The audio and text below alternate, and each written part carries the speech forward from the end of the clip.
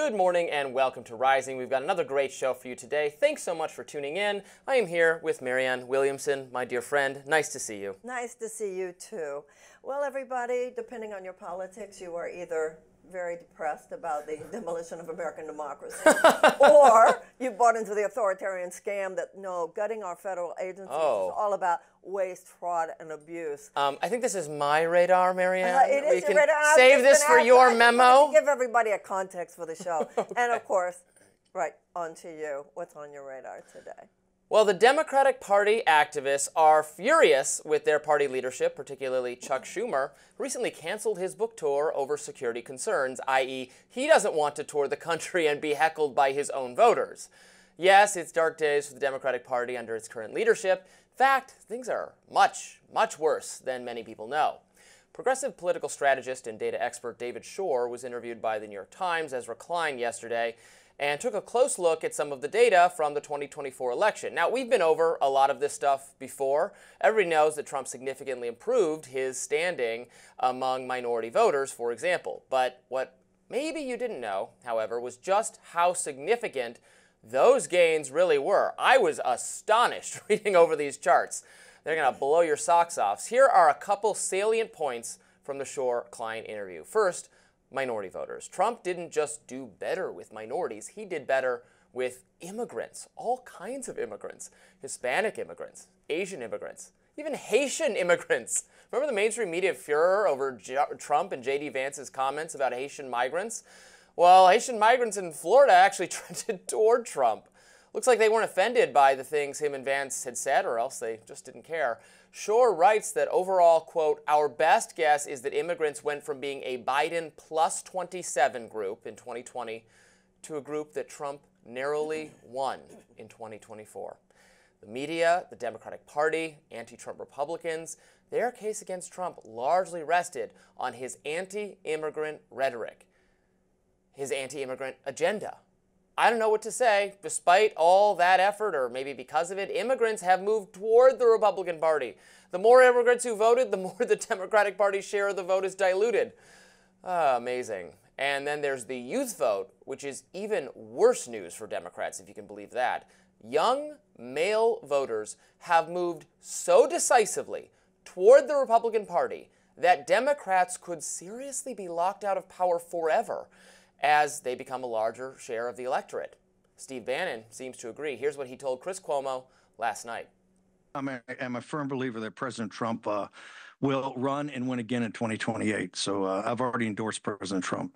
A man like this comes along once every century if we're lucky. We've got him now. He's on fire, and I'm a huge supporter. Want to see him again in 2028. Trump won 18-year-old non-white males. He won them. Young male minority voters chose Trump over Kamala Harris. Shore and Klein find that particularly baffling because for years, Trump was reliably least popular among young people. He's a figure of cable news, reality TV, which is how older voters consume media, so naturally he was more popular with them. Not anymore. Trump's best demographic is Gen Z. That's probably because he's become a figure of new media, of podcasts, of YouTube, of X, of TikTok, where Trump is utterly destroying the Democrats. He also saved TikTok, which probably helped with the people who prefer to get their news from that forum.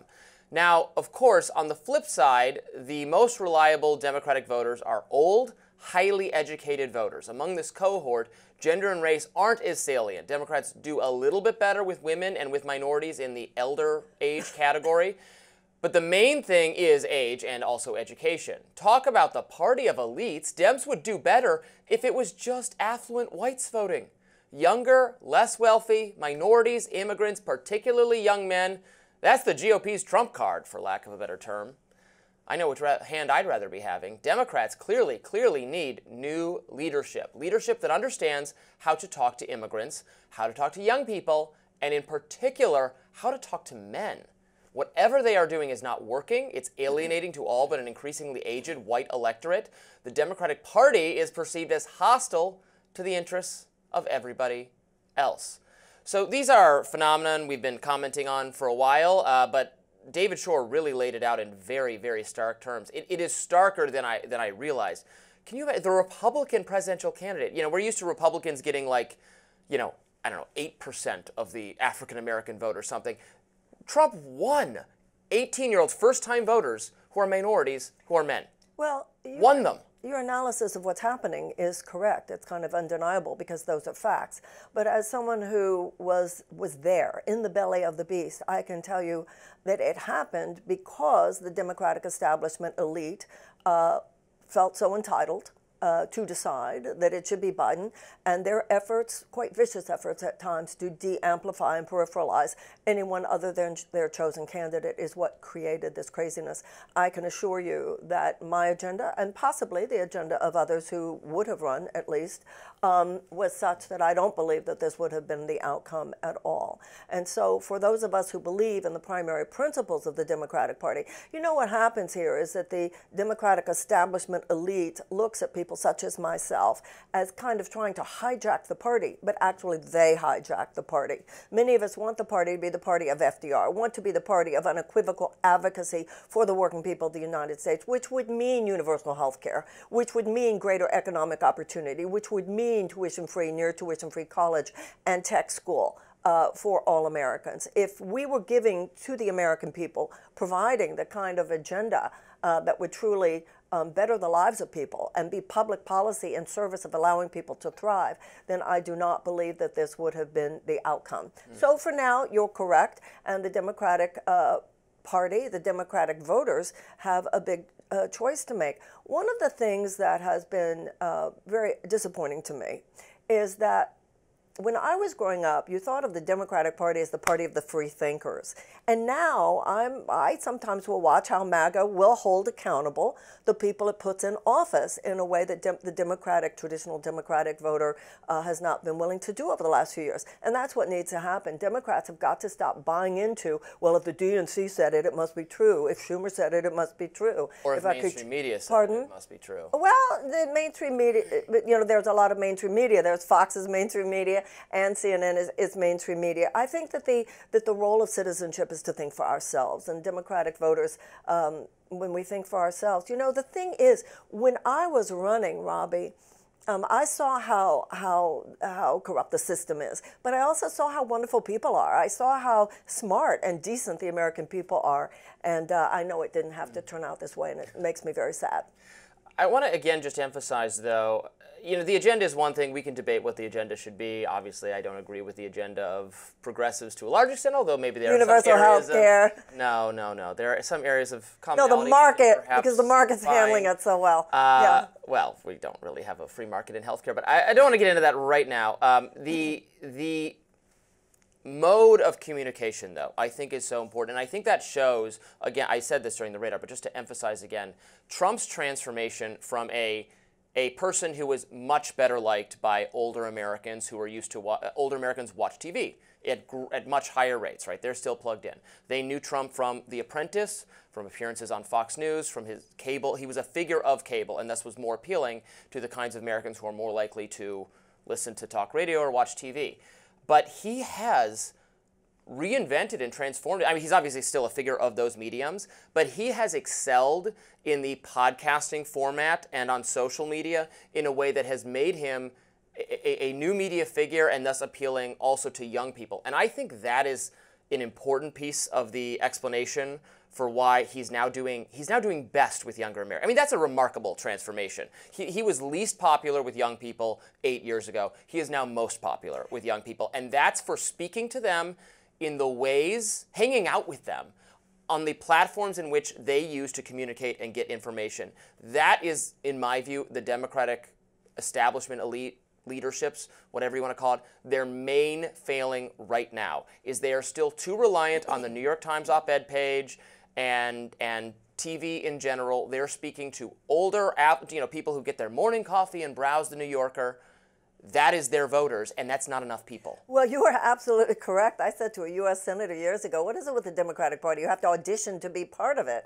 Yeah. Sometimes I have felt over the last few years like the Democratic Party was intentionally trying to shrink its base. And we will look back on the 2024 election and see Kamala Harris's refusal to go on Joe Rogan as a mistake beyond even comprehension.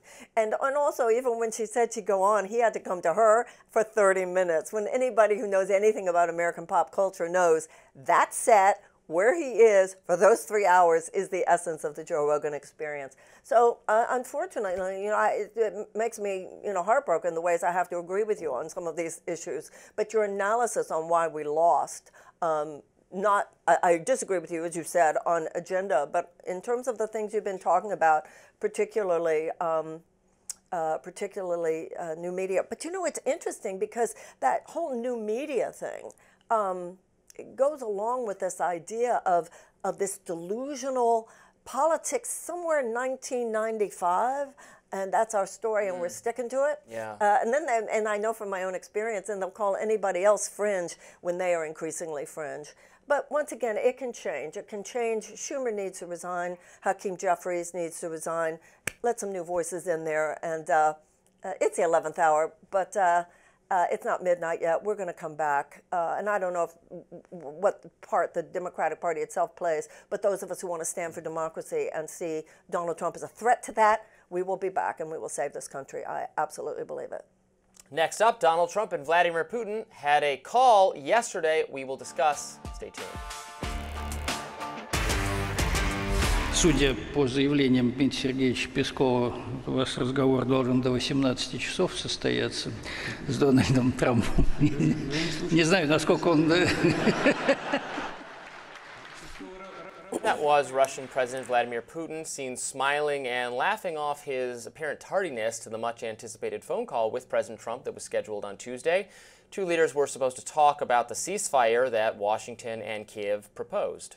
The pair finally spoke. In a lengthy call, Putin delivered a blow, stopping short of a 30-day ceasefire. He did, however, agree to pausing strikes against the Ukrainian energy infrastructure. Shortly after the call, air raid sirens sounded off in Kyiv, followed by explosions. Joining us now to discuss what's next is retired Lieutenant Colonel Daniel Davis and host of the Deep Dive with Daniel Davis on YouTube. Welcome, sir. Hey, thanks for having me back. Glad to be here. Yeah, great to have you with us. What do you make of the latest developments in the attempts to negotiate a peace between Russia and Ukraine? I know some people in the mainstream media probably took Putin laughing off his need to get to a phone call with Trump as a sign that he's not ready to take the peace process seriously. What do you make of it? Yeah, Robbie, I've been looking at all the reaction myself, both here in the United States and especially in Europe, obviously in Kyiv as well, is that there is still an unwillingness to recognize the core, hardcore reality of the power dynamics between these two sides. There are no equal sides here. The cumulative West, United States, Europe, Ukraine, and then the Russian on the other side are not equal. Russia is in the unequivocal power position, so they have all the leverage. This war is already concluded in terms of who's going to win, and it's going to be the Russian side. The only question to remain is how bad the loss will be for the Ukraine side. And there are still way too many people in the West, and I'm talking at the highest levels like Macron, Keir Starmer, several others in Europe, who still want to think that they can just talk their way into getting good outcome with this in negotiations. But there are no good outcomes to get. There is no rational reason why the side that has the dominant military, economic, industrial, and diplomatic power is going to concede something it doesn't have to the weaker power and the weaker side.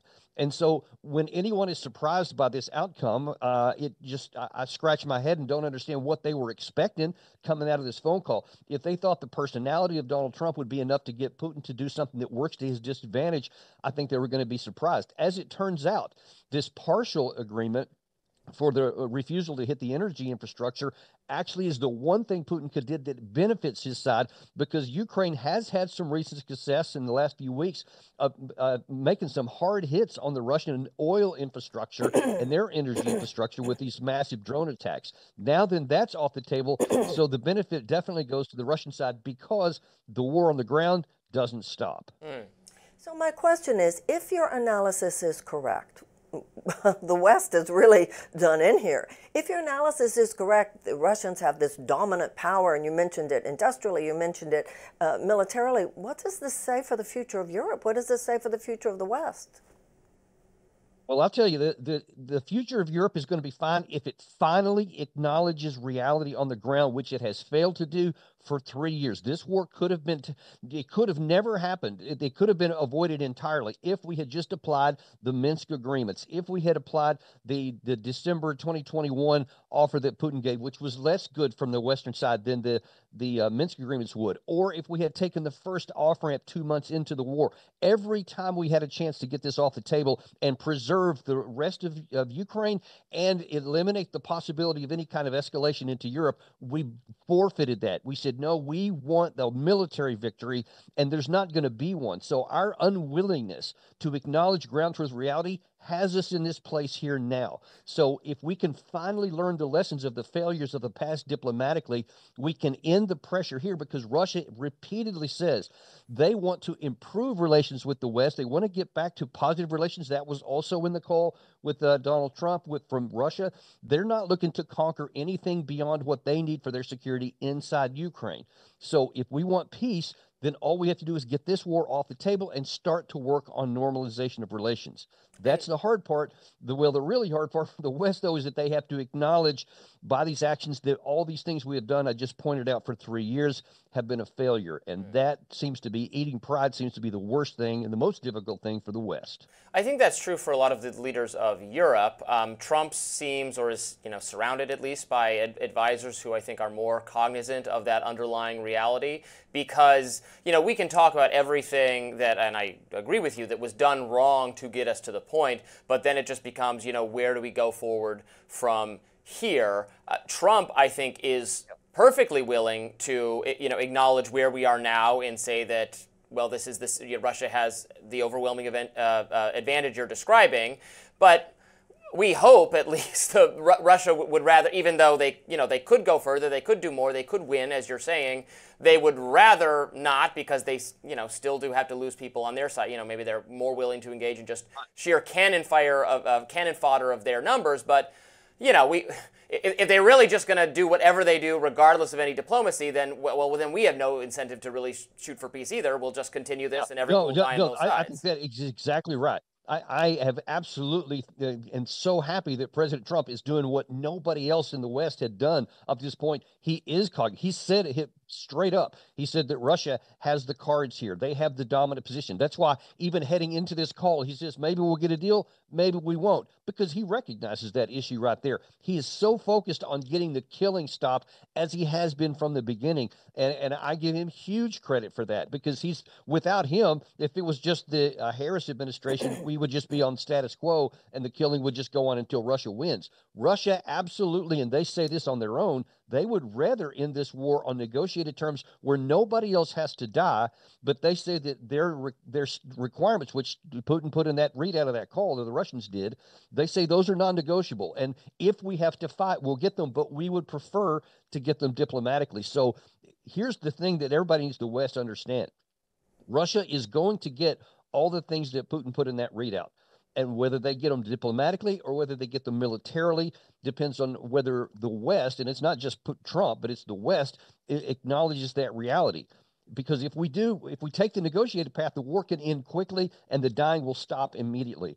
But if we don't, then Russia will not just take the 4 oblasts, they'll keep going. So it can get worse if we don't do what makes sense. I think that is the case. What will it take to get through to Ukrainian leadership? Zelensky and Trump have not been on the same page at various points. They had that contentious meeting the other week, and I think things have gone better since then. What will it take in that regard?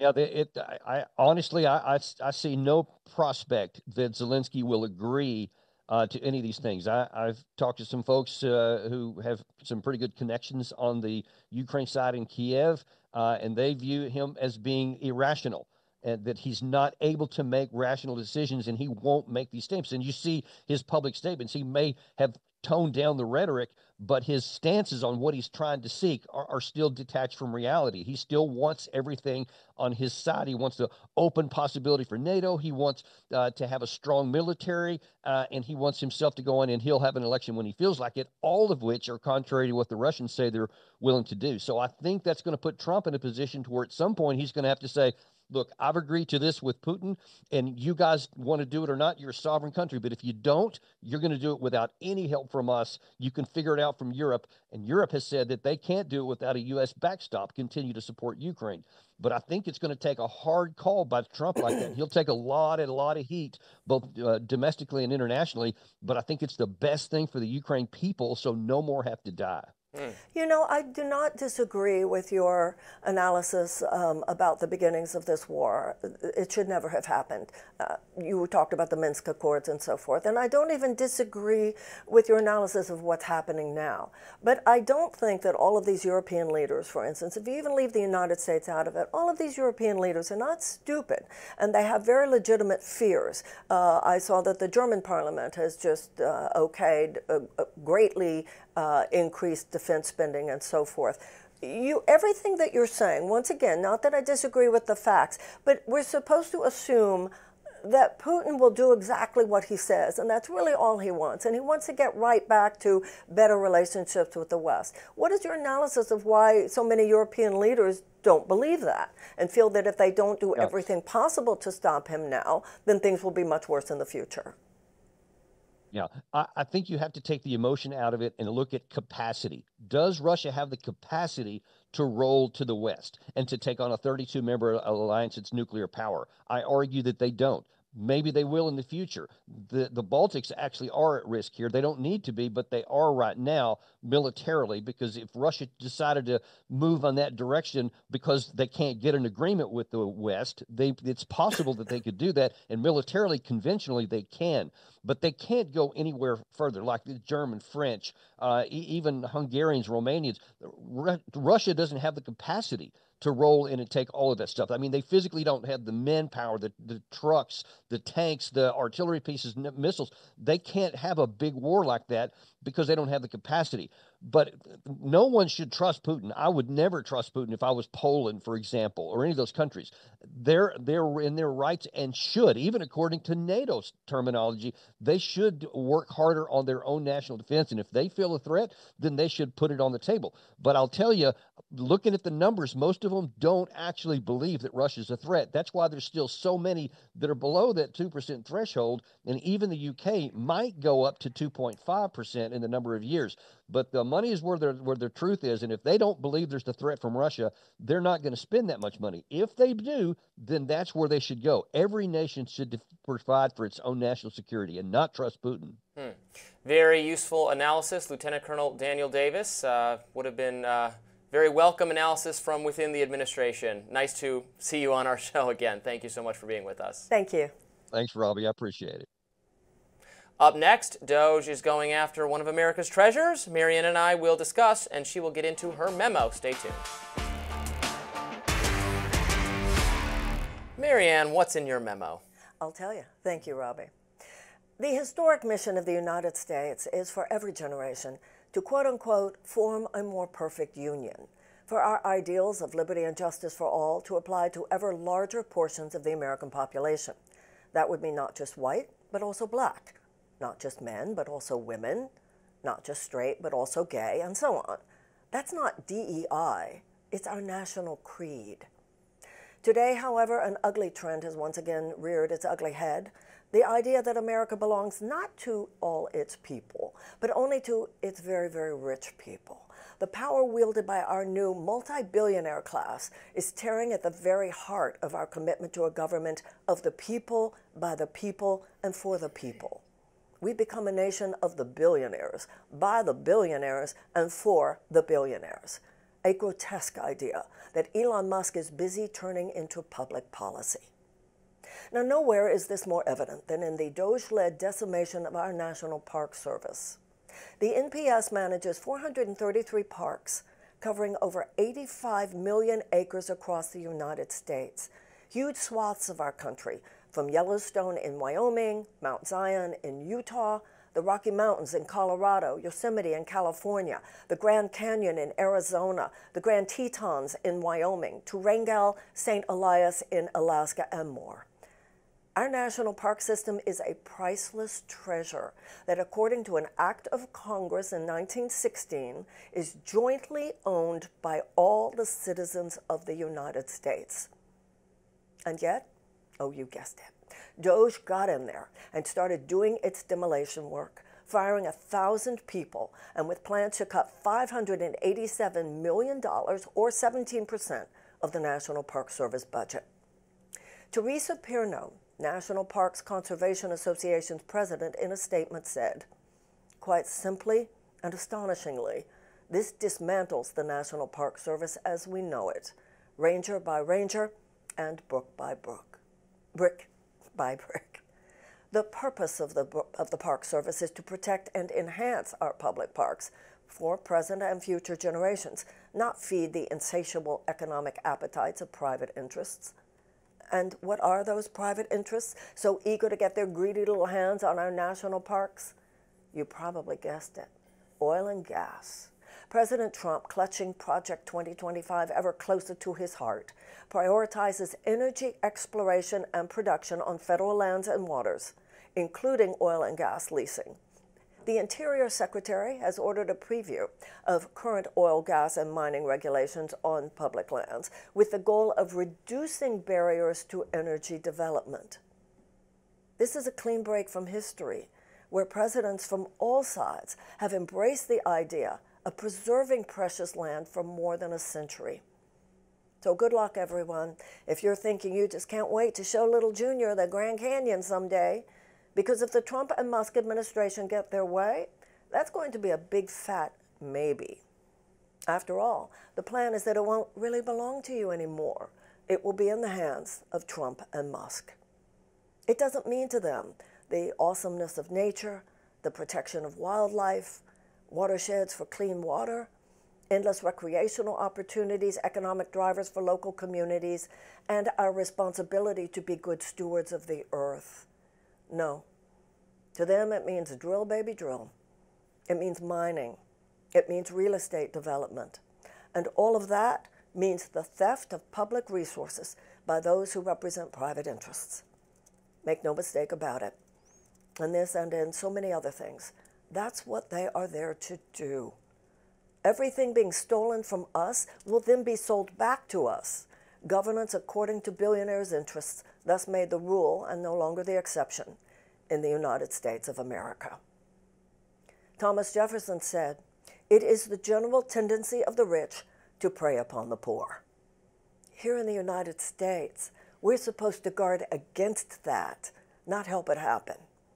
Our current bro-purveyors of crony capitalism, pretending, of course, to only be there in the public interest, are on a burglary spree of our public lands. It remains to be seen whether we, the people, will allow them to do it.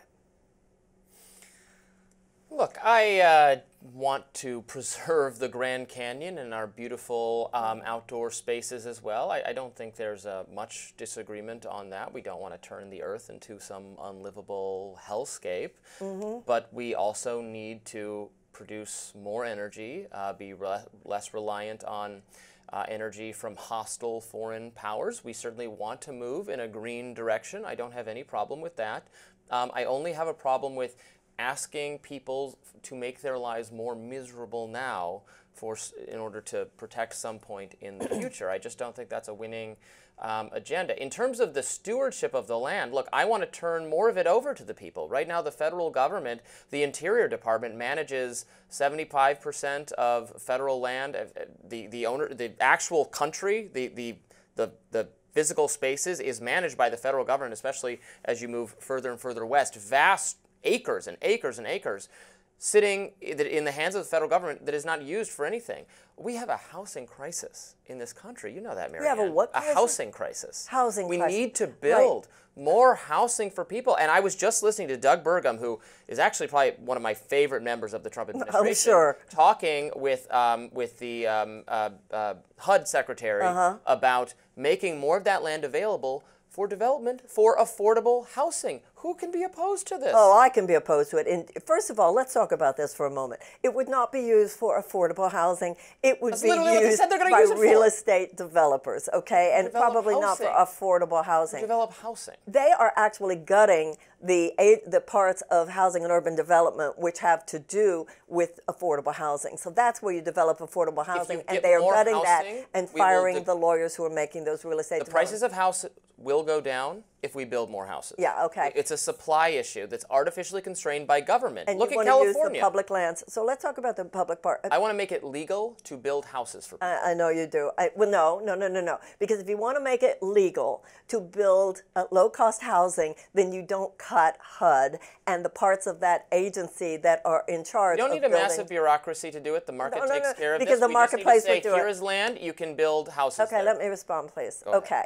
First of all, it was an act of Congress, and prior to this administration, both Republican and Democratic presidents respected the Constitution, respected the fact that Congress is the legislative branch.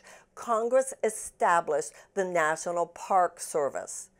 No president, Democrat or Republican, should be able to come in there and say, not really, because we want to use it for oil and gas, we want to use it for mining, and now this thing, low-cost housing. This would not be used for low-cost housing. The kinds of people who would want to build on some of that land, given the fact that by definition it's some of the most beautiful land in the country, they would not be developing for low cost. They would be developing it for people who would want to build mega. The people who move into those houses then move out of their houses, which are freed up for less affluent people. There's a artificial constraint on the supply of housing because government at every level makes it very, very hard to build anything. Which means this is why we're a stagnating country, Marianne, because we can't build anything because government regulation makes it too costly. Sometimes at the local level, sometimes put in place by conservatives who are like, oh, there'd be the shadows or the wind would be too bad if you had a big building here. This building can be, artificial height caps on buildings. That's part of California's whole problem. No, just let property be developed by the people who own it. Come in there, take whatever they want, do whatever they want. It would dramatically lower prices. It would dramatically lower prices. It would also dramatically, and I'm not, over time it actually wouldn't, but even to the extent to which it would on a temporary basis, it would dramatically lessen the capacity of the majority of Americans to thrive. Yes, it would. No. We are dealing with a constant and routine transfer of wealth. If you make it illegal to build houses, there will be fewer houses and they'll all cost more. So you want to build you're admitting that you want real estate development on public lands.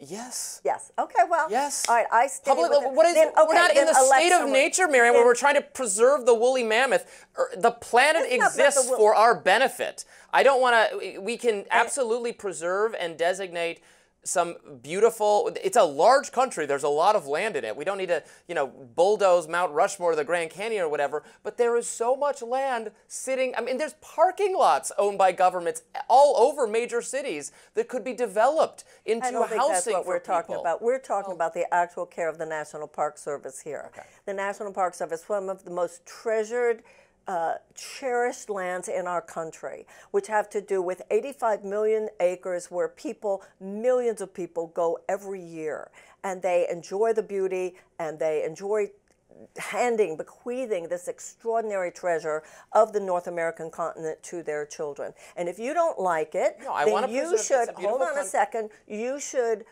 support congressmen and senators who will change the law, not support a president or Doge going in there and making it different so that the free market, as you celebrate so much, the unfettered capitalist free market can just use everything. Pardon? I don't think Elon is out there trying to chop down a single redwood tree. But what do you think's happening then? What do you think is happening if they are taking 1,000 jobs away and they are taking millions of dollars away from the budget? You say he'd never touch a redwood tree?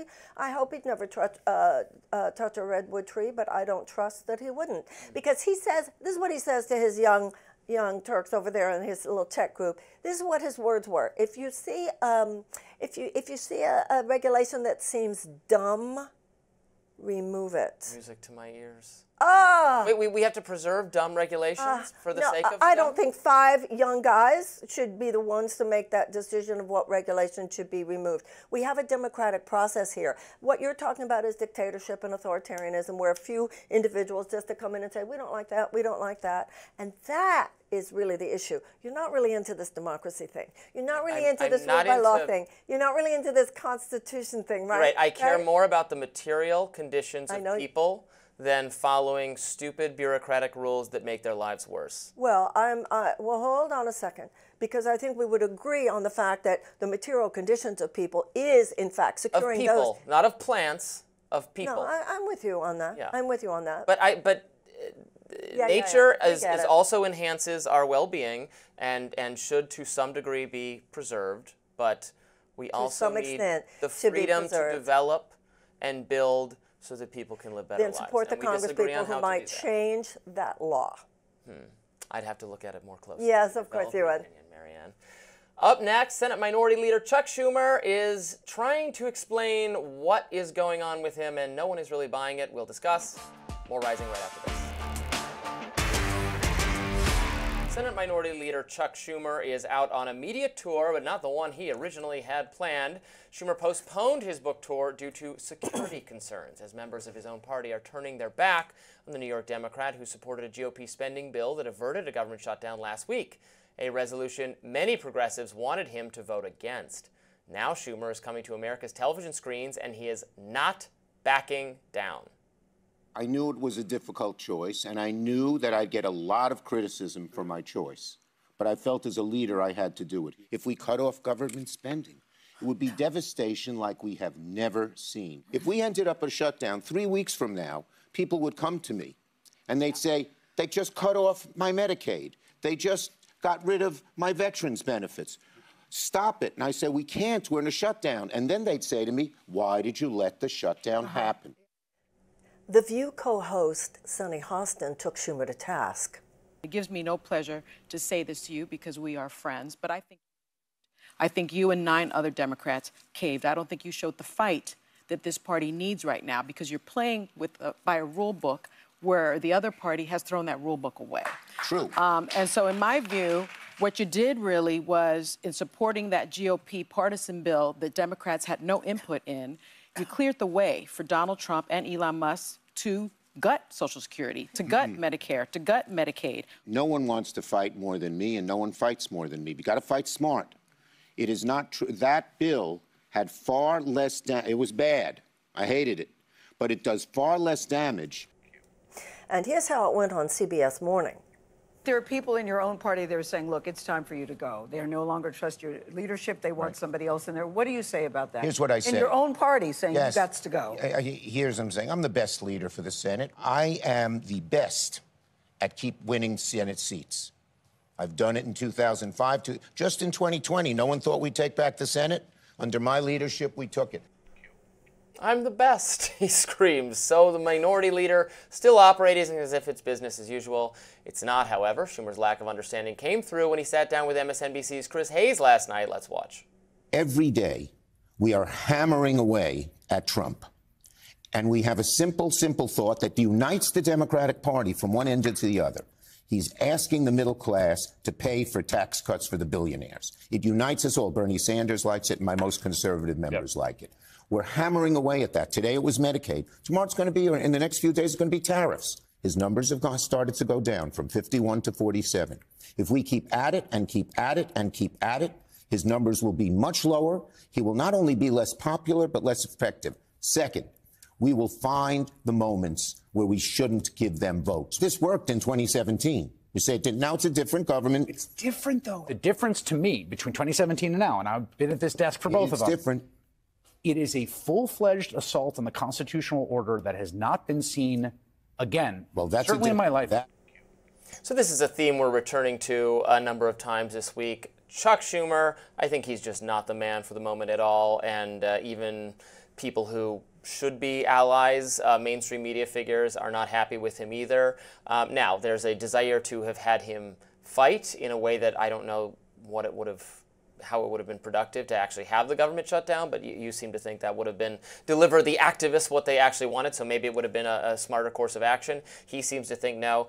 But I don't. And his record-winning Senate seats, how do we know a different leader wouldn't have been even more effective at that, right? He's losing more slowly than others. I don't know if that's a really inspiring achievement for the leader. My problem has less to do with this one particular vote and more to do with the fact that these people put strategy before radical truth-telling. And I believe that right now, this idea of the economic argument, the fact that they are stealing from the poor and the middle class to give to the billionaires, this is the argument the Democratic Party should have been standing for decades. They're a little bit late to get to that. To me, the deeper issue is what this administration is doing to destroy the basic pillars of democracy itself and how that is connected to the economics. So that's the problem I have. You can tell, you like it, I don't. The fact that Trump just says whatever he thinks at the moment. I think, well, that's, I don't want didn't we to just talk about radical I hate it when you do it to me. Radical truth-telling. Didn't you say that's a good thing? Well, people say they like it that he's authentic, but sometimes he's just authentically such a jerk. That's the problem I have. But the Democrats have the opposite. Sometimes the Democrats, I remember in the 2000 election, Oprah Winfrey saying to me, Marianne, you'd really like Al Gore off stage. If you behind the scenes, you'd love him. And I'm like, that's supposed to make me feel better. I don't like people who are jerks, but I like people who say what they believe based on the principles that they believe in. And it's for that reason that Schumer and Hakeem Jeffries, to me, represent another moment. We need to be saying what is right now, because what is an assault, and I do believe most Democrats believe this, on the basic fundamental principles of American democracy. That's the problem, and I believe that if the majority of Americans, remember, unlike this canard about, he won by such a landslide. He won 77 million votes.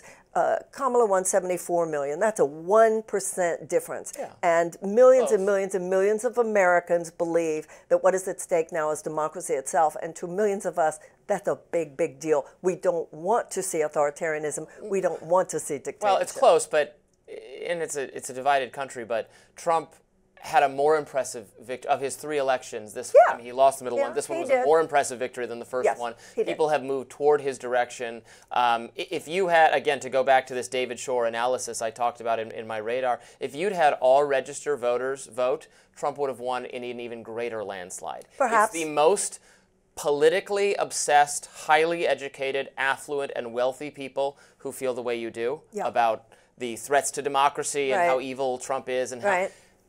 And that message is just not resonating with the rest of the country. Well, the rest of the country is trended toward him, including immigrants and minorities and young people. And I saw a quote by Tolstoy, I think it was Tolstoy, who said that the fact that a majority believe something that's not true still makes it untrue. I just believe the majority, the slight majority in this particular case, I don't agree with it. Listen, the majority didn't agree with not only did the majority not agree at the time with desegregation of the American South, the majority didn't even think we should separate from England. Right, that's why I don't fetishize democracy to the same degree. I know! That's the point, everybody, that I hope is made on this show. People such as Robbie don't. Well, no, you're just providing examples of democracies going haywire. Democracy, like a majority of people can decide that we should carve Robbie up and eat him for dinner. That doesn't make it right. We have certain rights protected that are not subject to a debate or a discussion or a vote, and that's so.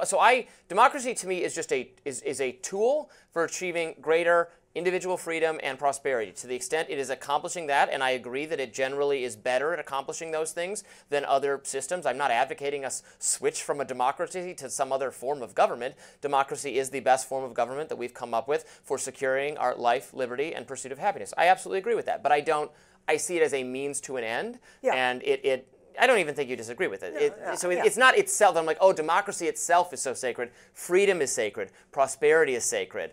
Democracy itself is a tool. It's in our toolkit for achieving those things. If you replace democracy with authoritarianism and dictatorship, I agree. I don't want to. That is a diminishment of freedom. That will generally lead to much, much worse outcomes. Thank you. Yes, I agree with that. I don't want to do that. We got to an agreement. Well, but then we disagree on what authoritarianism is. I would describe Europe as increasingly authoritarian, and China as authoritarian, and Russia as authoritarian. Well, China is definitely a dictatorship. Well, and Europe, they order around our tech companies. They say they don't believe in free speech. And Turkey is a dictatorship, and Hungary is a dictatorship. Virtually everywhere else on the planet, other than the U.S. Europe, I do not and believe that Europe Iceland and New Zealand and... Yeah, but I don't agree with you about Europe. What the things that you see as increasingly authoritarian has to do with your views of their guardrails about free speech. Yeah, and why so is forth. that not authoritarian? To violate our most sacred right of all, our right to speak up and say ideas that maybe some people say are hateful, but the government doesn't get to determine that. Democracies don't get to determine that. Yeah. We exercise our free speech, and that's why I consider them increasingly authoritarian. You know, many years ago, have you ever been to Anne Frank's house in Germany? I have not. I've never been to Germany except for the airport. It's very profound. And and when you are there, there's a museum at the end of it. And there's this really wonderful thing where you sit in a chair and you have these voting boxes next to you. And they talk about the fact that, she was in Holland, by the way, she wasn't in Germany, of course. But they talk about the fact that in Germany, for instance, it is against the law to spread Nazi literature. And after having been in Anne Frank's house, you were asked, what do you think is the better option? A government denying it, the possibility of that, because at that time they were talking about the fact that most Nazi literature in the world came out of Nebraska. And it was very difficult. It was very difficult for Americans voting. What do you actually think is better? Because, you know, if Hitler were alive today, he would be taking out 30-second ads on Facebook. And that's at least a very serious question for us. No, I have to address that. You weren't on the show that day, but we interviewed, myself and Linda, who's been a co-host, we interviewed Nadine Strawson, former president of the American Civil Liberties Union, who said she has ancestors, parents, grandparents, people in her family who died, who were murdered in the Holocaust, and she said that she's the most pro-free speech person there is, but if she thought greater censorship would have kept her family alive, she would have absolutely been in favor of it. But, and here's the important thing, she says that there's no evidence that that's the case because, in fact, there was widespread censorship of Nazi ideas in Nazi Germany. Hitler himself went to prison. There was speech codes aimed at suppressing Nazi speech vigorously all over Germany, and they backfired. They made Nazi ideas seem, well, people are afraid to debate them and discuss them. It made it seem seductive and interesting to people. She thinks it completely backfired. Let me ask you a question. What if there was a real trend on social media right now? White men, privileged white men who have been to college, such as yourself, just this sort of hate campaign against your particular demographic. How would you feel about that? I would feel very negatively, but I would think the answer to that is to more address truth, it and to criticize it and how do we know, if we start setting limits on what people can say, how do we know that the people you're describing, the mongers of hate, well, what if they then occupy power and use those exact same rules to suppress your speech? You know, number one, it's a legitimate conversation and a legitimate back and forth, and I appreciate that. Number two, the answer to lies is more truth, and the problem is that we have not had enough truth-telling in this country, and that's why the conversation of someone like James Tallarico is so important. I remember when I ran for president in 2020, and I don't know how this was in 24, but in 2020 there were 11 states in the United States that did not require even half a year of American civics, government, or history. And so if people are not told the importance of freedom of religion, freedom of speech, and also ethics and character, if we're not having the conversations about things that matter, then darkness such as all these things, which absolutely are malevolent, have an easier time getting through. In the meantime, I absolutely agree that schools should teach American history. I mean, they do teach American history. No, many states do not require it. Pardon? And that's the problem. Many states do not require it. And now with what Trump is doing with this anti-DEI stuff. I know there's some really bad schools out there, but basic American history education. You and I had it. You were in Michigan. I was in Texas. We had it. Not every state has it. And now all the states that are told, we don't want you to teach about slavery. We don't want you to teach about... No. They're not saying you don't think teach it's about not slavery. happening? They're not saying that. We are absolutely teaching about slavery. No one is not teaching about slavery. I hope people listening now don't. That's what you really believe, that they're not diminishing the conversation that needs to be had, that American children need to understand. You know, at the end, we were talking about Nazi Germany and World War II. At the end of World War II, and Germany did pay reparations to Jewish organizations, $89 billion. And one of the agreements made with Jewish organizations at the end of World War II in Germany was that students would be taught in perpetuity the history of the Holocaust. A country has to have an understanding of the mistakes that we have made in the past. No one is saying don't teach the Holocaust or don't teach slavery. This is a significant part of our education. Well, I just think you're, with all due respect, I think you're in a little bit of a la-la land about what's happening in some states in this country and the suppression. Pardon? I think you're getting spin from progressive educational associations who want more money for teachers' unions, saying, "Oh yes, they're not going to teach slavery if you elect Republicans." Oh, then that's not silly. fair. I've never heard anyone say they're not going to teach slavery. What they are, I mean, if you're talking about the Florida efforts to change the curriculum, those were geared. They were going to remove pornographic books from libraries. Pornographic books from libraries. Yes. I do not have a problem with removing pornographic books from libraries. I do have a problem with removing books from libraries, as they are trying to do. Some of these banned books have been things like To Kill a Mockingbird, The Picture of Dorian Gray. It had a little bit of a hint of homosexual sex in it. They've removed The Grapes of Wrath. Thank you. Hello. So some of this banned books stuff, they are removing some of the great this goes back to malicious of American literature. We don't want those things taken out. That's not what the law is intended to do. It's malicious compliance then when the school administrator said, "Oh yeah, they said we have to take The Bluest Eye off the shelves." And no, they didn't say that. You're doing that to make it sound like they told you. Robbie, perhaps we could have a whole show here on what these banned books are and what's happening with banned books, and I hope we will next time I'm on here. Because that's just for you to think that they are not banning. And many of these books off the library shelves that have explicit images of sexual content. That's what it was. Drawings of like simulated. So why do you think they're taking out Grapes of Wrath or To Kill a Mockingbird? They're not. What I suspect is happening is that activist liberal educators are taking those things down and saying, "Oh yeah, they told us we couldn't teach this anymore," when no one intended that. No one intended that. Yeah. Yes, we will have a segment about banned books on America next week because it's really important that we not buy into this idea everything's good, everything's not good. Some really dark things are happening in this country. Next up, why Doge called on Washington, D.C. police to shutter the United States Institute of Peace. Stay tuned. Tensions between Doge and government-funded entities they're trying to overhaul seems to be rising. Hey, that's the name of the show. In this instance, it's the U.S.'s Institute for Peace. Doge tried to gain access to the U.S. IP building, but were initially denied. Then days later, Doge came back with D.C. police escorts.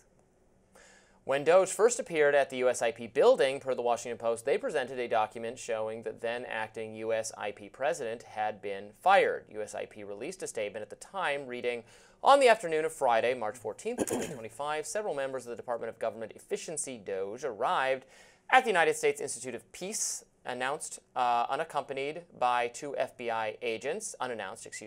They were met at the door by the Institute's outside counsel, who informed them of USIP's private and independent status as a non-executive branch agency. Following that discussion, the DOGE representatives departed. Then, after DOGE was able to get into the building with the MPD escorts, DOGE wrote on X, "Mr. Moose denied lawful access to Kenneth Jackson, the acting USIP president." D.C. police arrived on site and escorted Mr. Jackson into the building. The only unlawful individual was Mr. Moose, who refused to comply and even tried to fire USIP's private security team when said security team went to give access to Mr. Jackson. MPD said in a statement that officers responded to a call for service of unlawful entry on Monday. MPD added that they didn't arrest anyone and that people had left the building without incident. President Trump had signed an executive order in February to either eliminate or dwindle certain agencies. The order for USIP was for expected termination. Moose and almost all other board members of the agency were fired on Friday, per multiple reports. Secretary of State Marco Rubio, Defense Secretary Pete Hegseth, and National Defense University President Peter Garvin were the only ones who remained on board. White House spokesperson Anna Kelly told the AP yesterday, "Rogue bureaucrats will not be allowed to hold agencies hostage. The Trump administration will enforce the president's executive authority and ensure that his agencies remain accountable." Missed that up both times today, to the American people. Congressman Don Beyer wrote on Blue Sky yesterday, "I was at USIP tonight to conduct congressional oversight over Doge's break-in. I spoke with acting president and CEO Moose. USIP is an independent, nonprofit entity, and I will work to stop Doge's illegal power grab. Congress passed legislation to create USIP in 1984, and Reagan signed it into law. So these unelected bureaucrats, such as, in my mind, Elon Musk, who is he to say? And for that matter, who is the president to say? This is not a part of the executive branch of the government. 1984, law signed, passed by Congress, signed by Ronald Reagan, a Republican president. The USIP, the Institute of Peace, is not under the direct control of the president. What is he trying to do? What is he trying to do? That's the question. This is authoritarianism. He's trying, whether it has to do with the Park Service, whether it has to do with the Kennedy Center. You think the Kennedy Center, the problem here is that it's not serving the American people and that the president should have a say over what's happening here? If a Democrat were behaving this way, would you be okay with it? Honestly, if a Democrat were behaving this way, would you be okay with that? I think that they should eliminate this agency by passing a law that does so while they control Congress. I don't think cuts via executive action are the way to go because they can be easily undone and will be undone by the courts, as has already begun to happen. I'm worried that Republicans are trying to implement the Elon Trump Doge agenda in a way they know will backfire so that they can whine and complain that they've been thwarted by activist judiciary or the deep state. That said, I don't. What does the U.S. Institute of Peace accomplish? That's what I was just going to ask you. Do you even know what they do? I do not. They have projects and programs that have to do with building peace. You know, when you and They've done a very good job at this. Pardon? Who are you to say that they're not doing a good job? And if they are not doing a good job, I would have no problem with these, all of their projects, all of their programs being made public. All of us, which they probably are, by the way, and the American people having a chance to decide. I do not think Elon Musk coming in there and just saying, nope, it's out, or the president saying, no, we're eliminating it. And all this language about unelected bureaucrats, a lot of these unelected bureaucrats in all of these agencies are experts in their fields, people who have dedicated their lives to these programs, whether it has to do with park rangers, whether it has to do with low-cost housing, whether it has to do with helping consumers. These are people who are being villainized and demonized, unelected bureaucrats, as though they represent something, this deep state that's so awful. It's being replaced by a dark state. How can you say that when you're so exercised about the threats to democracy and things not being decided democratically? The unelected bureaucrats' criticism is because these are people who do not have to stand for election, who are making decisions independent of what legislatures have authorized them to do, who are making decisions. How do you know that they're making decisions that are different? First of all, we elect the president. We cannot be expected, the American people cannot be expected to elect the hundreds of thousands of people who are hired by people who are then appointed. I mean, you like to go back to our founding documents. Our founders never imagined a federal government that would be hiring and employing so many thousands and thousands and thousands and thousands of people. The country was tiny, Robbie, compared to what it is now. It was a few colonies. Well, they didn't envision any of this being at federal power. They gave to the states so many of these powers, and President Clinton eliminated 450,000 jobs. Eliminating jobs when any system becomes bloated is not an invalid concept. The issue is how is it done? And the idea that it's done by this unelected bureaucrat named Elon Musk, who just comes in there and starts cutting and breaks his way. Pardon? He's the unelected. He is absolutely the unelected bureaucrat. And you say, well, he's appointed by the president. Well, all of these people have been hired by the people who lead these agencies. It has to do with process. It has to do with the rule of law, Robbie. That's what's going on here. We can have legitimate conversations, high-minded conservatism, high-minded liberalism. They're both important, actually, to the American public discourse. And the idea of cutting back bloat is valid. But how this is being done is an authoritarian process, and that's the problem that we have with all of it, but they're not willing to do anything. Congress will never claw back government spending, will never reduce departments. They just voted to keep in power the exact Biden agenda, the exact Biden spending levels. Republicans did that. So there will never be any cutting that Congress That's just not willfully true. considers. Clinton cut 450,000 jobs. 80,000 million years ago. It was only someone your age could Well, I mean, possibly say that. but it was not 100,000 years ago. It was a different political era. You know that, Marianne. It was just a he very didn't different get. time. He didn't have to get Congress to go along with it, but he set it up. It was a deliberative process. That's the problem here, and you keep trying to get us away from that because the non-deliberative process is dictatorial, and you will not talk to me about that. You don't want to take on that conversation, and that's the conversation why I have to keep saying it, because you won't take me on that one, because really, and I do believe that if a Democrat was acting this way, I can't imagine that you as an American would not have a problem with that, regardless of what If party a Democrat was working to shutter useless, countless federal agencies, you're right, I'd be applauding. I'd be standing up cheering. I'd be saying, see, Republicans, this is how it's done. Finally, they did it. I would be celebrating this person. Medical research is not useless. Research on children's cancer is not. Why are you? How can you? Because that's so. Roll your eyes. My niece oh, is a there's doctor. a sick child, so we can't cut the government. I mean, that feels like emotional manipulation. It is not emotional manipulation. It is proper emotion to care about values such as caring for the sick. All men are given by God inalienable rights of life, liberty, and the pursuit of happiness. Government's role, according to the Declaration, is to secure those rights.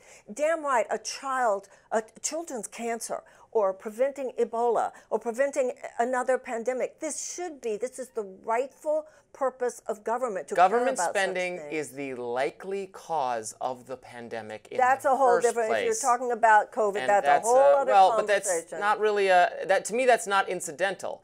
And that demonstrates the need for these so-called experts who you are celebrating. Oh, but it's experts running everything, so isn't that great? But experts, they like Jurassic Park brought back dinosaurs to kill everyone. Like they should still be subjected to democratic accountability. And the experts disagree. There's widespread disagreement among experts on science. So we need No. There is a level of healthy skepticism about any government that I believe we should have in a free society. I'm not saying that we should not. But what is happening here has to do with cutting out services and gutting agencies that actually do the work of an effective government. That's what's happening here. This is a demolition of effective functioning and righteous functioning of the U.S. government, and that is their goal, and it is the role of every American to ask ourselves, why are they doing that? Because something very sinister is going on here.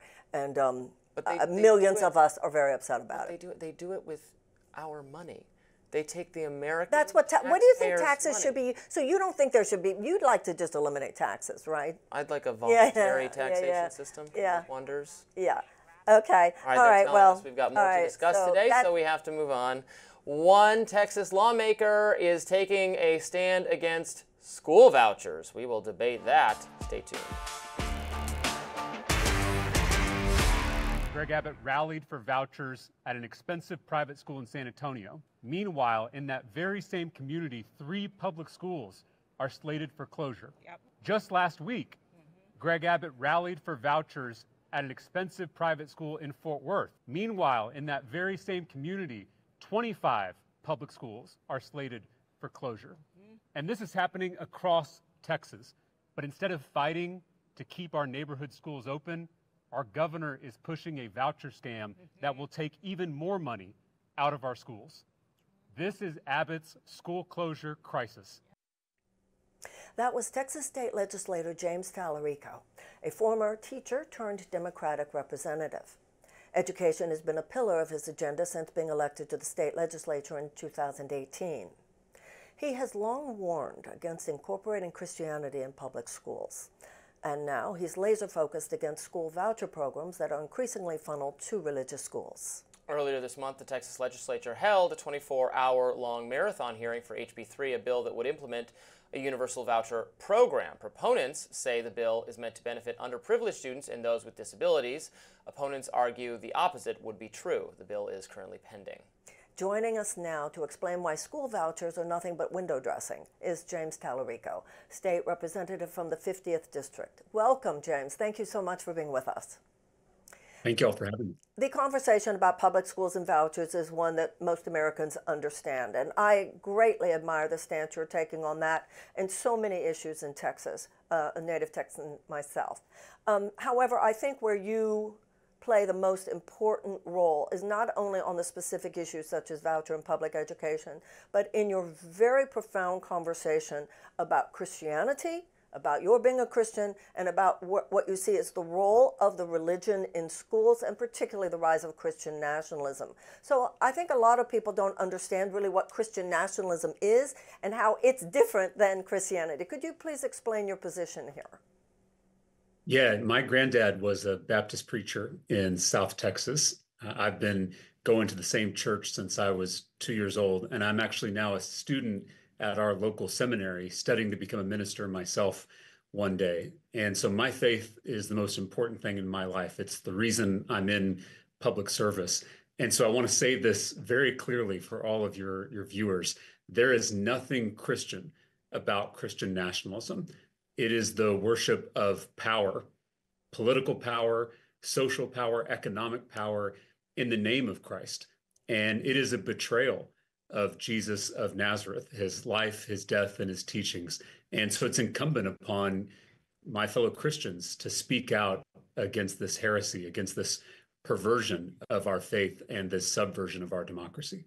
I think a lot of people would hear that and not understand exactly what Christian nationalism actually is. You said that it's a worship of power rather than a worship of Christ and the teachings of Christ. But could you explain a little bit more? What is Christian nationalism and what role is it playing in the political chaos occurring in our country today? Well, so there are 2 billionaire mega donors here in Texas that are increasingly controlling our state government. By the way, their empire, their political empire, is where Project 2025 comes from. And so Tim Dunn and Ferris Wilks are oil and gas oligarchs, but they're also Christian nationalist pastors. I know billionaire pastor sounds like an oxymoron, but on Sunday mornings, these 2 billionaires are preaching at far-right churches, and they don't preach a theology of universal love like the kind many of us grew up with. They preach a theology of power and control and domination. And so they are using their fortunes to push particular pieces of legislation through the Texas legislature, a bill to force every teacher in the state of Texas to post a copy of the 10 Commandments on their classroom walls, a bill to replace school counselors with untrained, unqualified, unsupervised religious chaplains, a bill to defund public schools and subsidize private Christian schools. We were just talking about the voucher bill. And then most recently, a bill to teach Christian Bible stories as historical fact to our youngest elementary school students in our state curriculum. So these are concrete examples of what Christian nationalism is. It is using the power of the state to impose our beliefs on other people, and it's exactly the opposite of what Jesus taught us to do. You know, I grew up in Houston. I went to public schools there, and I'm a Jew. And as I have read about Christian nationalism, but perhaps you'll tell me I'm wrong, the part that is so frightening actually to those of us who are not Christian is that one of the goals of Christian nationalism is to make sure that all of the main institutions in the United States would be led by Christians. Is that true? Absolutely. You know, I just mentioned Tim Dunn and Ferris Wilks, the billionaire mega donors who are pushing a lot of this. You know, they believe that only Christians have a right to serve in public office. In fact, they told the former Republican Speaker of the Texas House, a guy named Joe Strauss, that he didn't have a right to be Speaker because he's Jewish, just like you, Marianne. And so this is the ultimate vision of the extremists that are pushing this. You know, we've seen religious extremists in every major faith tradition, and this is what it's looking like in Christianity in the United States of America. And it's incumbent upon all of us, but particularly Christians, to push back against it. I'm probably the least religious of the three of us. I don't want to see Christian nationalism running our government either, and I think some of the kind of very socially conservative stunts about incorporating Bible study or whatever it is in schools are, I mean, the Supreme Court has been very clear on this, so you should not do it.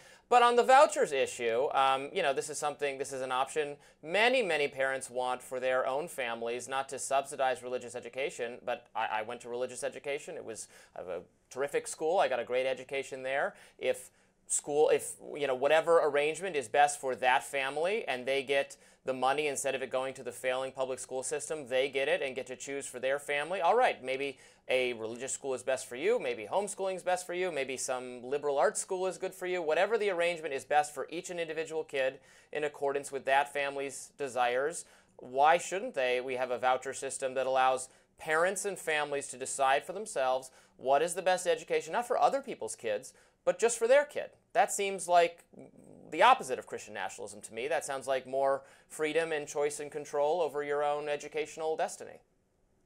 Well, as you just acknowledged, we already have school choice. Your parents were able to send you to a private religious school.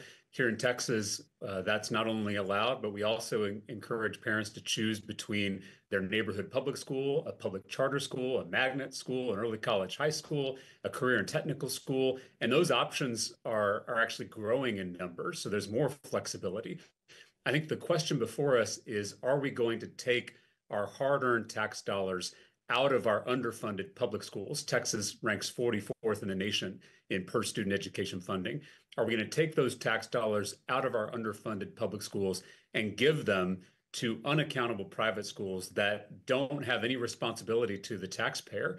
It's often called school choice when we're talking about these private school vouchers, but it's not school choice, it's the school's choice, because private schools can deny admission to any kid for any reason they want. They can essentially discriminate against our students. And so how is it choice when the private school has all the power? How is it choice when private schools don't have to provide transportation or special education services? How is it choice when a majority of counties in the state of Texas don't have a single private school in them? We got a lot of rural communities across our state, and they don't have private schools to be able to use this program, even if they got admitted. And then lastly, the cost of the voucher doesn't cover the full cost of tuition. And so if you gave my former students on the west side of San Antonio a $10,000 voucher, there's still no way they could cover a $20,000 a year tuition bill. But here's the catch. The wealthy family that is already sending their kid to a $20,000 a year private school, they're eligible for this program too. And so now they're going to get free government money at the expense of public school kids to discount their tuition, to get a coupon. And so that's what you've seen in every state that has tried these government-funded private school vouchers, is that the vast majority of the users are wealthier parents who are already sending their kids to private school. It's why I call vouchers welfare for the wealthy. It is stealing from the poor to give to the rich, and I can't imagine anything more unchristian than that. I have one question for you about that. Are those, in your opinion, are those who are standing for this intentionally trying to diminish the power of public schools? Yes. I started out talking about Tim Dunn and Ferris Wilks, these two billionaire pastors that are increasingly controlling state government here in Texas and influencing national government through Project 2025. I encourage your viewers to do their own research. But those close to Tim Dunn and Ferris Wilks say that their ultimate goal is to replace public education with private religious schooling for every child. So this privatization ideology, along with Christian nationalism, is a real threat to the project of public education in this state and in this country, which is only about 100 years old. It's a fragile project that we're engaged in, and it can disappear if we don't fight to protect it. Well, thank you so much for the brave stand that you're taking. Thank you. Do you have anything more to say? We appreciate you joining us. Thank you so much, James. Keep it up. I'm right with you. Thank you. Up next, Democratic Gen Z influencer Harry Sisson is in the hot seat. We'll tell you why. Stay with us. Democratic influencer Harry Sisson is feeling the heat on social media, but is it warranted? I actually say no.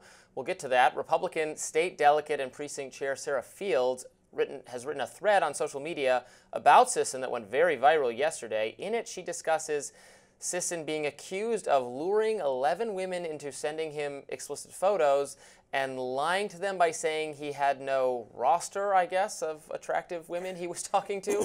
Fields alleges that one of these women was a domestic abuse survivor, although, again, what the relevance of that is anyone's guess. Fields writes, a request to the reader, set political differences to the side. I believe both sides of the aisle can agree that this is unacceptable behavior from a man-child with collectively over 2 million followers. Fields gathered footage of some of the women speaking out and summarized their sentiments. In one instance, a woman named Carly said that Harry wooed her from the very beginning and conceded to sharing explicit photos with him. After 6 months, Carly says Harry called it off.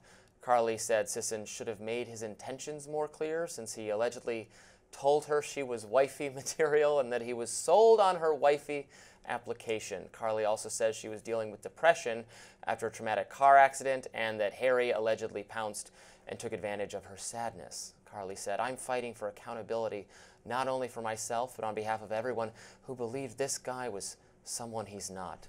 Fields also mentions a woman named Sarah. Sisson allegedly told Sarah she was the only one he was talking to. Per Fields, Sarah allegedly shared explicit photos of herself as well. Other women came forward sharing similar stories. One woman named Hannah said she knew Sisson since they were young and that he is allegedly predatory and manipulative. It's just rumor mongering at this point. Go ahead, Marianne. Fields ended her thread by writing, I do not condone the behavior of these women, but I do know what it feels like to be manipulated by a narcissist when I was younger. Plenty of reactions on social media. Podcaster Josie Glabeck, known as the redheaded libertarian, wrote on X, wait, you're telling me that Harry Sisson is a textbook male feminist who preys on vulnerable women? No way. Media company Being Libertarian wrote on X, Harry Sisson is a bad person, but this isn't a scandal. It's the culmination of what every parent should be warning girls when they get a cell phone, don't talk to liberals. So, as you could probably tell by my editorializing as I was reading, I saw this brewing on social media and suggested we talk about it. Harry Sisson is as far from me in terms of ideology or activist behavior as one could possibly be, but I like to defend people even when I don't agree with them if I think they're being unfairly smeared. And these accusations are complete SHIT, and it is laughable to me that he talked to a couple different women, and he told that you're the one, but he was talking to some other. Wow, alert the media. It never happened. Let the crime, burn him at the stake, get the pitchforks and lighter fluid. It is insane that people thought this was a story. It is the biggest controversy of all time. Then we're doing it as a story in order to say that it is not a story. Yeah, it's not a story. This is normal. I don't know how old it's 20-year-old or something behave like, get over yourselves, girls. That's what I have to say. Go ahead, There is a Marianne. bigger story here, though, a bigger issue anyway, and that has to do with trial by social media. And I know about this myself. When you are tried in a court of law, there are rules of due process. So anybody can say anything about you on social media. And if you're in a court of law, if you did something that conceivably was against the law, then your counsel gets to cross-examine the witness against you and so forth. When you were tried in social media, and I know all about how this works, the smears, and it's coming from someone, and it can be very, very dangerous because people can easily fall prey, even people who think, oh, I don't just listen to what I hear on the internet about somebody, but then they absolutely do.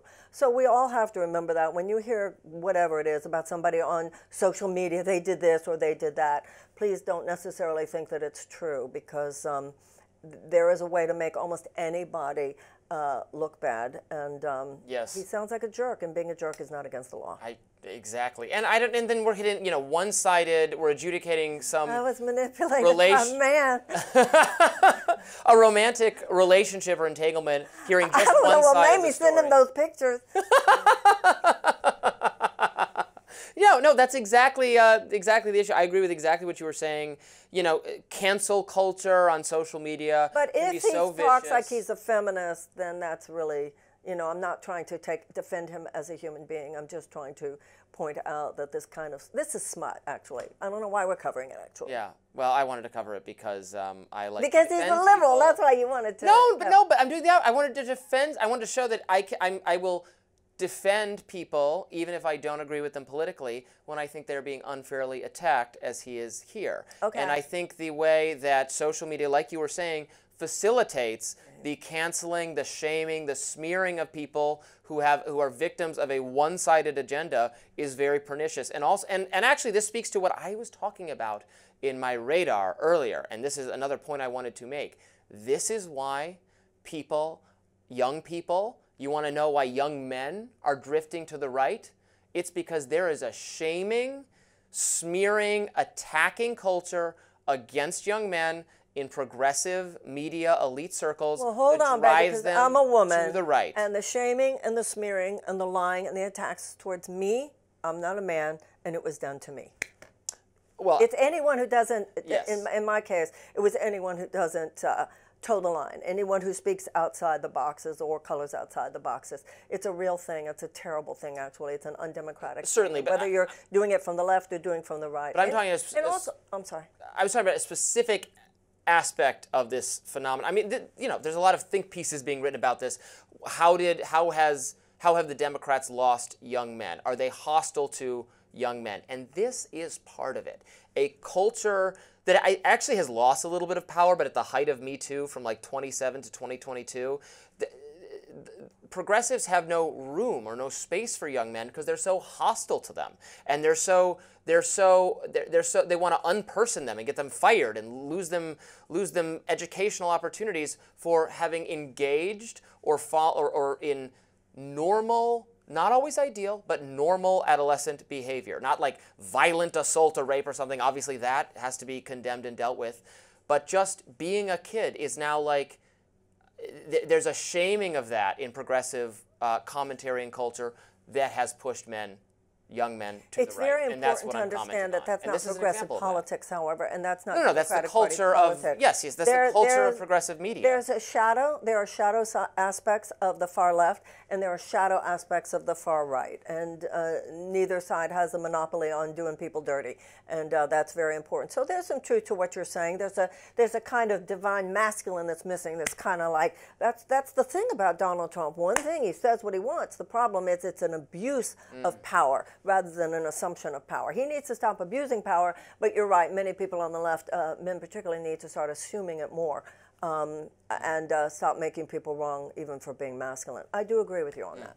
Well, as I said, this is a pretty vicious smear in my book, so I defend Harry Sisson even though I don't care for him. Not that we like you. Be nicer to me, Harry. Oh, I think there's a story there, but maybe we'll get that another time. No, nothing about that kind of stuff. Oh, well, during the campaign. I wasn't accusing you of sending... He's the standard liberal Democrat who didn't seem to have much space for anything outside the we must go with Biden box. So. It's a big Biden boy. Okay. We want to hear from you, actually, the viewer, not just on this subject, but in general. We're going to talk to you more about that. Stay with us. We want to try something a little different today to end the show. We want to involve you, the viewer, more. So we're going to launch an Ask Me Anything. We actually used to do this a bunch on Rising, but we fell out of practice of doing it. We're going to correct that now. We'll start with Marianne and I asking each other some political and also personal question, and then discussing. We want each of you to join in by asking your questions as well on the comments page. We do read the comments. We'll go through it once it posts on YouTube, and we'll pick up with your questions and our answers next week. So here we go, Marianne. I think we're supposed to ask each other some questions. I will start, unless you would like to. How did you come to hold your current politics? That's my question to you. My background was in personal growth, spiritual growth. And starting back in the 1980s, I know you see that as dinosaur days. Yeah. I was born in the 1980s. I was working with primarily with people who had AIDS, the AIDS crisis. And because of that, because of being an AIDS activist, my entire career developed working very closely with people whose lives were in trouble. But what I noticed in the early 80s and mid-80s and even into the 90s was that most of the people in this country who I worked with, whose lives were in crisis, whether it was that the test results came back, it was bad, it was cancer, went bankrupt, someone that they loved died, an unexpected divorce. The crisis was the exception and not the rule. Towards the end of the 1990s and the beginning of the 2000s, I began to see something change in America. And I began to see how many people that I worked with in crisis, the crisis was the rule and not the exception.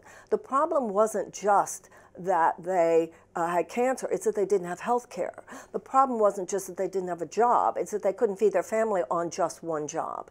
I had been very active in nonprofits, had raised millions of dollars, had founded nonprofits, and I began to realize that no amount of private charity could compensate for a basic lack of social justice. And I realized that something had gone very wrong in the United States, and that many of these people's problems were due, at least indirectly, to bad public policy. And that's when I became politically interested in cognitive. No, I grew up in a home where politics, you know, my politics were not that different than the family I grew up in. But in terms of my own involvement, I began to realize that a kind of political class had developed that was not trustworthy in the way that they need to be, because both parties being so dominated by moneyed interests and so forth. All right, I think you're supposed to ask me a question. Okay, so my question is, earlier in the show, we saw Steve Bannon say that he expects Donald Trump to be elected in 2028. Now, as you know, an amendment to the Constitution established that a president can only serve 2 terms. Do you have a problem, do you have a problem with the fact that Bannon said that? Do you think it's responsible for a public figure to be saying today, I endorse the president for 2028, and does that make you a little nervous?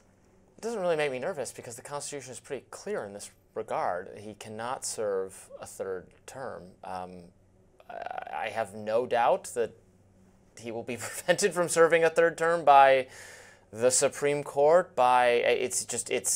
It's pretty ironclad. It's written down, right? And there's no way you're going to have a constitutional amendment between now and then to change that. So I think the danger of him serving a 3rd term is 0. So do I have a problem with Steve Bannon saying it? I don't. It's like saying, I hope, you know, Donald Trump rides a dragon through King's Landing or something. It's just not possible. So I don't. Good answer. Thank J.D. you. Vance is going to be Trump's successor, which is going to be a little comfort to you. But no, I would not like to see J.D. Vance be his successor. But hey, it's America. People will decide. People will decide. As long as it's not Donald Trump, given that that would be a 3rd term. All right, something more fun. What do you like to do for fun, Marianne? What do I like to do for fun? Yeah. I think what I like to do for fun is the main stuff that people like to do. I like to be with people I love.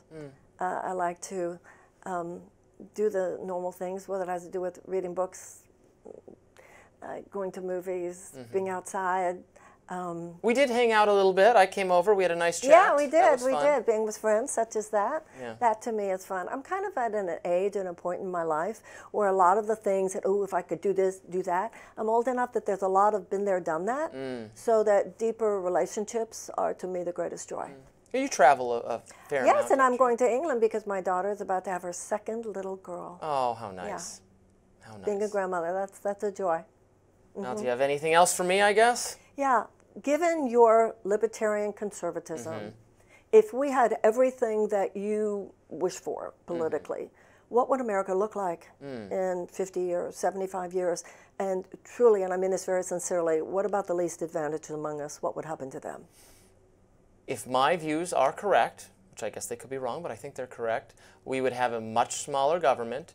We would have much, much, much more robust economic growth, and that robust economic growth would result in the worst off among us living much better lives, having greater, better access to affordable housing, education, healthcare, food, consumer electronics, because I know and have seen that over the course of the last 150 years, the only thing, or the main thing, maybe not the only thing, but the thing that has most massively improved people's welfare, their well-being, has reduced poverty, has made people wealthier and happier, and then have more political rights. The only thing to massively improve all that is the introduction of free trade and free market capitalism to places in the world that didn't have it. And I appreciate, even though I disagree with most everything you just said, I appreciate your sincerity, and I do mean that, and I acknowledge you. I have a question for you, though. If the marketplace takes care of everything, you were just talking about housing, for instance, what would be the economic incentive for low-cost housing? I mean, what would be the economic incentive if only the free market is handling all of this and you have people who have no money? What's the incentive to serve people who have no money? The incentive, well, you can say that about anything, but they do make, I mean, you do not see unfettered capitalism as a problem at all? It tends to bring down the prices of things, right? That when there's more competition, then they say, your house, this house costs, I don't know, $1 million, and then someone says, well, I can offer a house for $900,000, and I mean, that's how it works. But that's not the form of capitalism. Or food, or but that's not the strain of capitalism. That today we have crony capitalism, we have an unfettered capitalism, we have capitalism that has strayed from its moral center. So without guardrails, I don't understand how we keep from having an economic system that would serve the rich at the expense I would of the poor, which is happening right now. Unfettering it is what makes it more of moves it away from crony capitalism. That crony capitalism results when you install guardrails that end up benefiting one firm more than other. Again, we've talked about housing a lot today. To go back to that, you don't have a free market in housing when there are artificial government restrictions saying you can only build this kind of home here, or you can only build a building this high here, or you can only do it. That makes the problem we have in housing is companies like BlackRock that own entire sections of housing and do not let anyone else live there. It's just not I know that's a very popular lefty idea. But well, it's because it's a fact, but I mean, it's a fact. We can't build in this city. You can only build a building that's 13 stories high. You don't see how that increases the price? You're talking about certain regulations that I think most people I am always talking about certain regulations. But there's more going on than building regulations. There are safety regulations. There are environmental regulations. There are regulations which make sense so that we can have clean water. Regulations make sense. I mean, that's really my question to you. The water, if we had everything that you're saying, no one would be making sure that the water was clean, that the air was clean, that the food was safe. The government's job should to be broker, that you broker individual liberty, which includes financial liberty and economic liberty, but with a concern for the common good. With what you're describing, no one would be taking care to make sure that the water was safe, the air was safe, the food was safe, the equipment was safe, the houses were safe. You use as examples. I mean, again, all I can do is point to 100 years of giving people of increasing people's economic liberty, increasing introducing free market reforms, and having crippling poverty be ended everywhere it's introduced. Well, poverty. Here's poverty over time given market introductions. Well, no one has another theory. What's the competing theory? Why there's a capitalism with common sense regulations. That there are more stakeholders than just stockholders. Yeah. A worker is a stakeholder. The community is a stakeholder. The environment is a stakeholder. And we have created an economic system where stockholders, the increase of stockholder value is celebrated and advocated for by our own government at the expense of other stakeholders. Should I just sit back and marvel that for most of human history, for most of the existence of our species, people lived in squalor, died in misery, usually violently or of disease, and life was nasty, brutish, and short, and it was virtually unchanged with a slight increase in living standards during like antiquity, and then another slight increase in standards. So you're saying capitalism fixed everything. And then a massive, historically unparalleled increase in living standards in the last 80 years. So I'm not saying that properly guardrailed capitalism has not done some good. I'm not. Listen, well, now I'm we're not free market. On my terms. I understand the upside of free market of the free market. I've sold some books, so I understand that. That's not what we're talking about. But I'd like more people to have an opportunity to get in. What you're leaving out is how many incredible laws have been passed that protected people's safety, that established medical research and medical care. How much of the good that has occurred has been because of governmental action. It's a both and, Robbie. It's a both and. I mean, there was a time in this country that black people couldn't even participate in the economy in the American South and elsewhere. There were laws that were established. There were government restrictions. No, there was government. But that was those were the laws of the South that were overturned by people of conscience. You could never have those laws in the first place because you can't put restrictions on people like that. Well, if you have under my system, you cannot do that. You could not stop. A government could not tell the drugstore that it can't serve or hire black people. It can't do that because under my system, it's private property, and government doesn't get to tell people that kind of thing. So that's the benefit of my system. That does it for us today on Rising. Please send your questions and we will answer them. It can be political questions, it can be fun questions, it can be whatever you want. And those of you who like Robbie, you can like Robbie without saying mean, horrible things about me. Would you tell Marianne's your been people, reading the comments. Would you tell your people to just be more polite and nice to kind? Marianne. Please you be know, nice to Marianne, I mean, you know. She's a human being, and I like her. But we I don't like- agree, and we're having fun arguing about it. Be sure to like, share, and subscribe so you never miss any of our content. And for those of you who like to listen while on the go, we're now available anywhere you can find podcasts. See you tomorrow. Actually, I'll be off tomorrow. It'll be somebody else. They'll see you tomorrow.